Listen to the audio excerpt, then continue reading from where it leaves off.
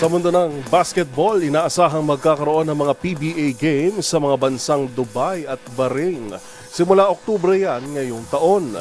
Ito'y bilang bahagi pa rin ng pagdiriwang ng liga ng kanilang ika-50 anibersaryo. Para sa detalye, narito si Matchpoint Millie Borja. Bilang pagdiriwang sa ika-50 taon ng Philippine Basketball Association o PBA, inaasahang magkakaroon ng mga laro sa Dubai at Bahrain simula Oktubre ngayong taon.